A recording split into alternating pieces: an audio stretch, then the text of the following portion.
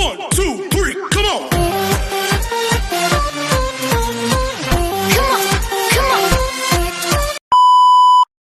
Hello beautiful people! Welcome back to my channel. This is your Mama Sam. Hola mga amigo, amiga, kumare at kumpare. Kamusta kayong lahat? Sana lahat po kayo ay okay at safe ngayong araw na ito. At syempre kung ako naman ang tatanungin nyo, nakikita naman ninyo ang beauty ng Mama Sam ninyo, fresh overload pa rin, di ba? Ganyan talaga kapag umiinom ka ng maraming vitamin C plus kumakain ka ng maraming banana dahil sa banana, mas nakakaloka ang ganda ng Mama Sam ninyo. Charot! So, kamusta naman kayong lahat? Sana lahat kayo ay okay na okay ngayong araw ng Sunday. Happy Easter sa atin lahat ng bonggang-bongga. At hindi lang yan, syempre, gusto ko rin magpasalamat sa walang sawang tumatangkilik dito sa Mama Sam Vlog. Araw-araw, lagi-lagi, maraming salamat guys sa pagmamahal at support na binibigay ninyo. At hindi lang yan, syempre, sa mga bago nating subscribers, hello po sa inyo lahat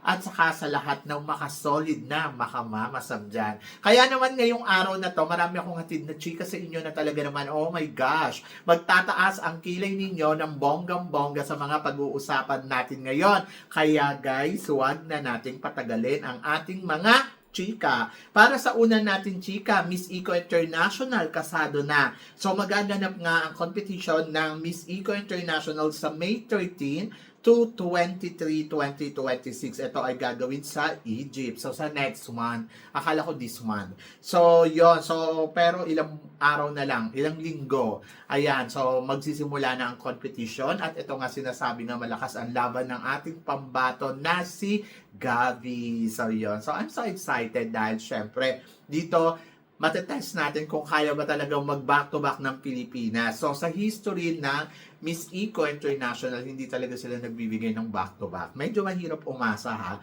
Pero kasi dito din, parang sige nga, tingnan nga natin kung magbabali ni Gabi ang yung sumpa na hindi sila nagbibigay ng back-to-back. O, diba? So, ayan. So, ngayon, magkakaalaman.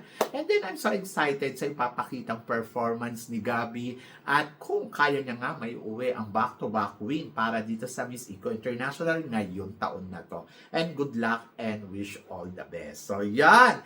And then, of course, para sa sumunod natin, chika, ito nga, Miss Earth, gagawin nga ba sa Vietnam ngayong taon na to? So, excited ang lahat dahil ayun nga, bulong-bulungan nga ang Miss Earth ay magaganap uli dito sa Vietnam. So, nung nakaraan binalita ang Miss World, ngayon naman ang Miss Earth. So, nakakaloka, no? Kasi ang Thailand nung nakaraan taon ay Miss Universe, Miss Grand International at kung ano-ano pang mga pageant na dito ginawa. Ngayon naman, punta naman sila dyan sa Vietnam. So, nakakaloka. Pero kasi, syempre, excited ako kung dyan nga magagawin ang Miss Earth. So, ito yung pangalawang pagkakataon na magagawa o magaganap ang Miss Earth dito sa Vietnam kung mapupush nila to ng bonggang-bongga. At parang feeling ko, yes. Kasi, nakita natin nandoon na nakipag-meeting eh. Dapat nga nung nakaraang taon, di ba, doon din gagawin. Kaya lang hindi natuloy.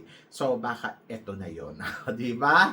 So, good luck at wish all the best para sa, syempre, sa Miss Earth. Pero eto, nako, talagang maintriga. Dahil, goodbye Miss Universe Philippines, hello Miss Universe German, ang eksena ni Emelda, ang dating pambato ng Kalibo Aklan dito sa Miss Universe Philippines. Tingin mo Mama Sam, siya kayang i-appoint ng Miss Universe Germany para sa magiging laban ng Germany ngayong taon na to sa Miss Universe? To be honest, maganda naman si Emelda. Eh, kung napipisil ng organization ng Germany na sige, kunin natin yan at siya yung ipadala natin, eh di go, at least malaman na rin ni Emelda kung ano nga ba ang placement niya na makukuha sa Miss Universe. Kung siya nga ba ipapasok sa semifinals, kung nagkamali nga ba ang Miss Universe organization na ligwakin siya ng bonggang-bongga, at kung kaya niya nga ba ipanalo ang Germany? Ganda, may ganda si Imelda, wala namang problema. At kahit di naman ako, nakikita ko naman yung ganda niya. Sabi ko nga, para siyang si Angeli Ann Scott Kemes. Pero si Angeli Ann Scott Kemes na El Tocuyo sa Miss Universe. So, ganun din kaya ang mangyari kay Imelda kung sakaling siya ang ipapadala ng Germany. So, kung para sa akin, kung siya yung ipapadala ng Germany, good. I think ang kailangan gawin ni Imelda ay i-prepared ang laban dahil syempre binigyan siya ng pagkakataon na makapag-compete sa Miss Universe and then dapat ay gawin niya yung best para sa Germany kasi syempre nagtiwala yung organization and then nakitaan siya ng potential, so i-prove niya yon. At ito na rin yung pagkakataon na ma-prove ni Imelda sa lahat na mali ang tingin sa kanya ng tao, di ba? So ako, para sa akin, good job yan. At kung totoo na siya ang may papadala ng Germany, oh my gosh, I wish all the best. At sana, ito na nga, gamitin din to ni Imelda na i-prove sa lahat na mali ang iniisip ng mga tao sa kanya, di ba? So, good luck and wish all the best for Imelda. Laban niya. At ito na nga, syempre, para sa preliminary competition ng Miss Universe Philippines. So, nagsimula na kanina ang evening gown competition. So, ayun, nakalimutan na ng mga tao na na-MBR na sila sa chop-chop moment, di ba? At ito na nga. So, top 30 ang magiging format. So, yung top 30, yung top 10 will advance from the public vote. So, ang kukunin sa botohan ay 10. And then, doon naman 5 naman para sa sponsors. So sa sponsor ng mga challenge, so 5. And then, through wildcard naman para sa selection ng committee. So, yung committee ay meron silang wildcard na 5 din. And then, sa selection naman ng committee, so 10 ang pipiliin nilang best top 10. So, umasa tayo na hindi lahat ng mga front runner ay makakapasok. Swerte na lang kung makakapasok silang lahat. So, medyo madami-dami yung 30. Pero kasi parang balance ito para mabigyan din ng chance yung mga candidates na medyo mahina ang laban. So, maasa ako na syempre kung meron silang mga supporters, di ba? So, iboboto sila ng iboboto. At ito na yung chance na makakapasok sila sa semifinal. So, kumbaga balance. Kasi for sure, yung mga front runner, ngayon pa lang, yung 10 front runner, nakita na natin na talaga sila yung nag-penetrate. And for sure, yung mga judges, nakita na yun na sila talaga. Di ba? And then, ayun. So, tawag dito? Ang magiging eksena dyan ay tawag dito, yung mga mahihina yung laban. Yung kanina, yung mga nagustuhan ninyong, ay mga hindi nyo nagustuhan na gown, na kung paano magdala ng gown. O, di ba? Halos piling-pili lang din naman yung mga magagaling magdala ng gown. Sa totoo lang. Pero yung the rest, nako po. Charot. At para tayong nasa Miss Grand. Charot! So, yun. Pero wish all the best para sa mga candidates. And then, syempre, hangad din naman natin sa kanila na makalaban at maging patas nga yung laban. So, parang feeling ko magiging patas yung laban sa ganitong format. Kasi syempre, may choices yung sponsor, may choices yung mga nandoon na organization, may choices din yung mga tao na pumili kung sino yung gusto nilang ilagay. And then, of course, kung sino yung mga hindi nag-penetrate kanina ng bonggang-bongga, yung mga tipong naglakad lang at dumaan na nakasuot na ng bonggang-bonggang gown na gawa ng mga designer, ayun, makakaroon sila ng chance na maipasok sa semifinals. Pero, para sa akin, siguro mas maganda na lang din talaga yung judges na lang talaga yung pumili. Kasi syempre, Miss Universe Philippines to Kumbaga para sa akin, kung hindi ka magaling mag-penetrate, bakit ka makakapasok sa semifinals, di ba? So yun, kung talagang magaling ka, kahit hindi ka front runner dito, makakalusot at makakalusot ka pa din. Anyway, good luck sa kanila. So yan! At para naman sa sumunod natin, chika, eto nga, Diyos ko, na loka-loka tayo dahil grabe ang bakbakan dito sa Miss Universe Philippines sa evening gown. Ano ang komento ko? Ang komento ko ay, ayun, ang dami nagsasabi sa akin, Mama Sam madilim, Mama Sam ganon. Para naman yung pinapanood ko naman siya, malinaw naman at kita ko naman yung detalye. Saan ba kayo nanonood? So, kanina yung pinapanood ko siya, malinaw naman at wala naman akong reklamo doon sa lighting nila dahil sanay na ako. Charot. So, yun, hindi naman to Miss Grand na katulad ng Miss Grand na talagang binibigay talaga yung 100% na lighting, di ba? So, ito ay Miss Universe Philippines. Huwag nating hanapin yung mga gusto ninyong makita dahil alam naman natin na na limited lang naman talaga din yung mga budget ng mga to at para pabonggahin. Kaya nga ganyan yung ginawa nila kasi gusto lang nila yung matipid. Oho. And then ako naman, ang nakita ko naman sa galawan ng mga candidates ay tama lang naman yung ilaw. May kanya-kanya silang pare-pareha sila binigyan ng chance kung paano maglakad, kung paano i-project yung mga sarili nila, nasa kanila na lang yon. Yung iba ang gaganda ng gown, sa totoo lang. Ang ganda ng gown pero hindi bumagay do sa candidates. Oo. Yung iba, parang feeling ko, oy, ang ganda ng gown ha, pero parang hindi nadala ng maayos ng kandidata. Yung iba naman iniisip ko, ayan na ba talaga yung parang tingin mo nagaganda ka kapag ganyan yung suot mo. So mga tipong ganon, yung mga tumatakbo sa utak ko, pero hindi ko nasasabihin kung sino. Yung iba naman, parang nakukulangan ako sa galaw dahil ang ganda-ganda ng suot pero ang tipid-tipid naman ng galaw. Parang kulang sa vitamina, kulang sa hotdog, kulang sa Ovaltine, mga tipong ganon. Yung iba naman, ina-expect ko na ganito ang gagawing eksena ay nagulat ako kasi hindi niya nabigay ng bonggang-bongga yung eksena na inaasahan ko. Mga tipong ganon. Dahil siguro nasa yan, yung kumbaga pressure din yung mga kandidata at ayun. So, medyo talaga sinuwerte lang talaga kanina kung sino yung mga girls na nagpe-penetrate ng bonggang-bongga. At, of course, happy ako sa kanila. And then, ayun, congratulations syempre sa Miss Universe Philippines dahil naibigay nila sa atin yung tama na hinihingi natin. Wala nang keme-keme. Sige, ayun na yun, charot. At happy naman ako dahil sa pinanood ko kanina mukhang mabilis yung pacing. Binigyan ng tig-iisang minuto ang mga kandidata na alam mo yun, ma-present nila yung sarili nila. At umabot nga ng kulang-kulang 1 oras yung eksena ng Miss Universe Philippines preliminary. At sa susunod ay mapapanood naman natin yung swimsuit sa next week. So I'm so excited dahil talagang grabe ang bakbakan na dito sa Miss Universe Philippines. Sino nga ba yung mga kandidata na in at out? Mamaya abangan ninyo yan sa live ko. Charot! So yan! At syempre, eto na. Pambato ng Iloilo, Mama Sam. Anong masasabi mo sa eksena at performance niya dito sa Miss Universe Philippines? Ito ay si Iloilo Province ba? Hindi ko matandaan Sandali lang. Ako para sa akin, dalawa kasi silang Iloilo.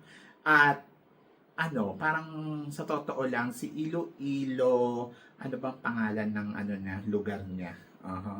So, para makaklaro sa atin ng bonggang-bongga. Kasi, dalawa silang Iloilo. Yung isang Iloilo, medyo hinangaan ko yung performance. Ayun.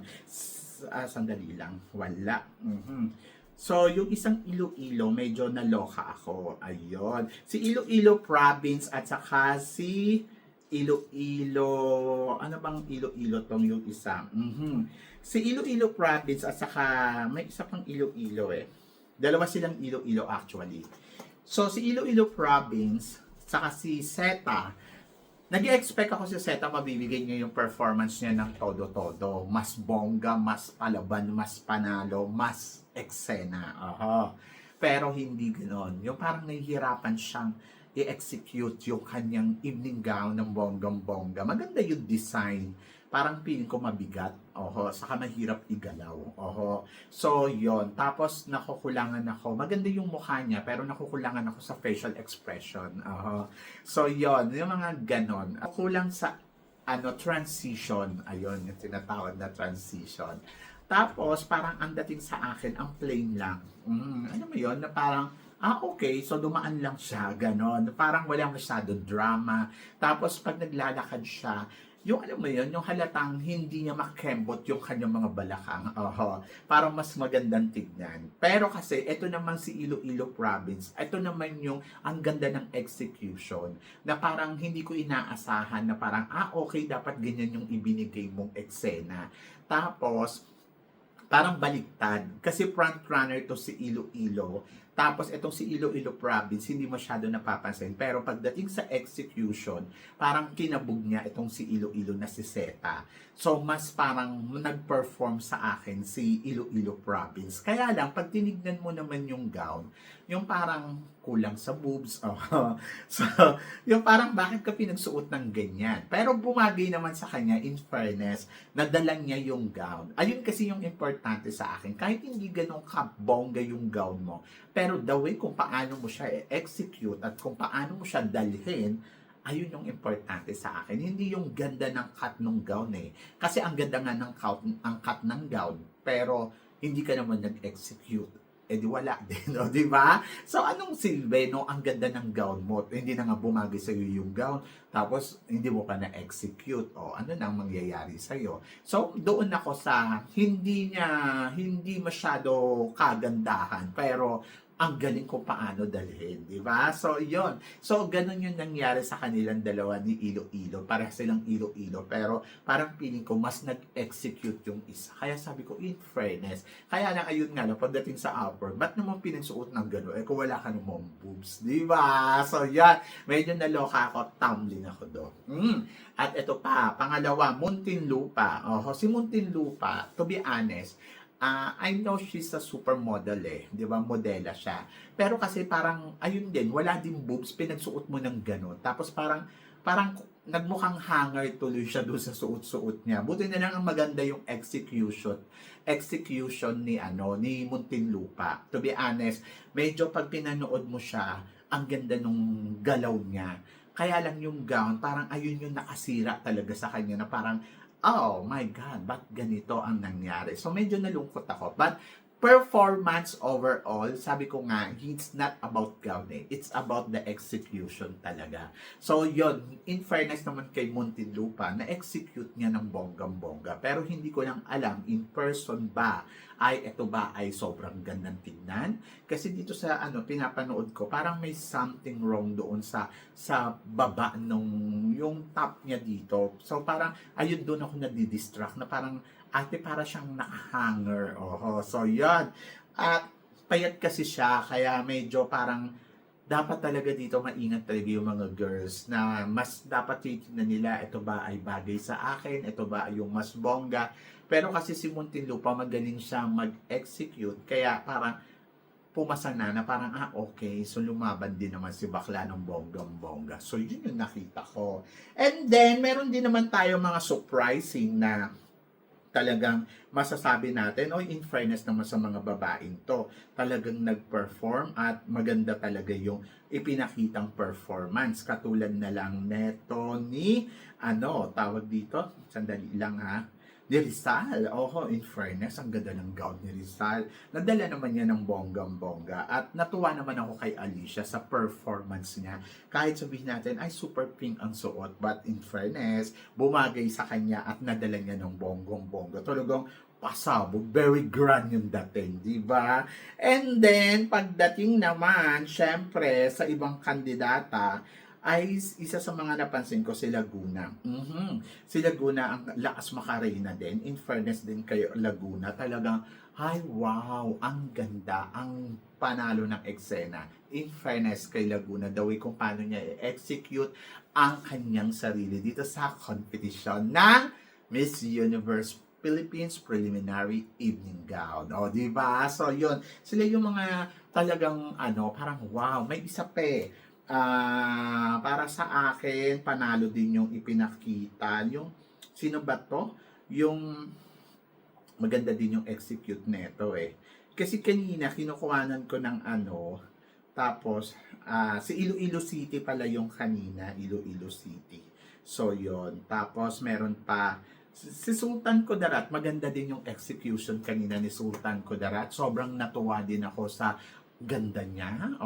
So isa siya sa mga parang ay, ang ganda ng gown, ang ganda ng ng eksena. Tapos maganda din na-execute niya ng bonggang-bongga. Sa lahat ng gawa ni Leo Almodal, siya yung isa sa mga nagustuhan ko talaga na parang wow, ang ganda. Ang dami kasing Leo Almodal doon na gown na parang pang-grand yung dating. Pero sa kanya kasi parang sobrang winner. So, yan! And then, of course, pag-usapan natin, sino nga ba ang isa sa mga pinakamagandang mag-execute? To be honest, isa sa mga nakita ko si Taguig. Oho, si Taguig talaga. Ang iniisip ko, si Taguig kasi medyo maliit, pero nagmukha siyang mahabang tignan dun sa gown niya. And then, ang ganda ng execution niya. Sobrang ganda ng lakad, sobrang panalo ng eksena. Yung talagang masasabi mo, wow, winner, di ba? So, yon. Kaya sabi ko, ay, bongga.